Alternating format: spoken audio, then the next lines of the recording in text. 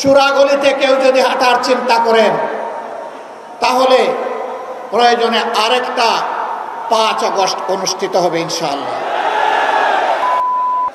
বন্ধ করা হয়নি, চাঁদাবাজি অব্যাহত রয়েছে, দুর্নীতি অব্যাহত রয়েছে।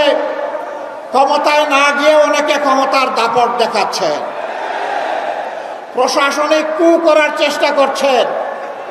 আগামী নির্বাচনে চলে বলে কৌশলে কেউ কেউ আমরা শুনতে পাই বিভিন্ন জায়গায় বসে ষড়যন্ত্রের জাল বুনছেন।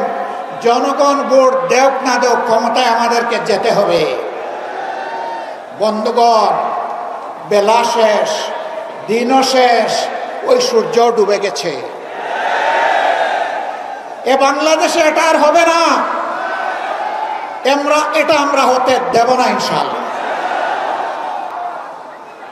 আমরা তোমাদেরকে কথা দিচ্ছি, তোমাদের ভোটের পাহারাদারি করার জন্য আমরাও যুবক হয়ে সেদিন তোমাদের সাথে একইভাবে লড়ব ইনশাআল্লাহ।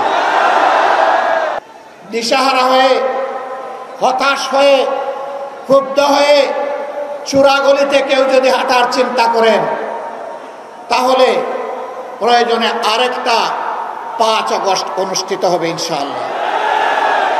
জিয়াউর রহমান সাহেব ক্ষমতায় এসে ওই সংবিধানকে তিনি আমূল পরিবর্তন করে দিয়েছিলেন। এখন যদি কেউ 72-এর সংবিধানের কথা বলেন, কার্যত তিনি শহীদ প্রেসিডেন্ট জিয়াউর রহমান সাহেবের বিরুদ্ধে অবস্থান নেবেন। 72-এর সংবিধানের কথা আজ যিনি অত্যন্ত সংকটজনক অবস্থায় আছেন, জাতির এক শ্রদ্ধার কেন্দ্রবিন্দুতে যার অবস্থান, বেগম খালেদা জিয়াও কখনো 72-এর সংবিধানের পক্ষে কথা বলেননি।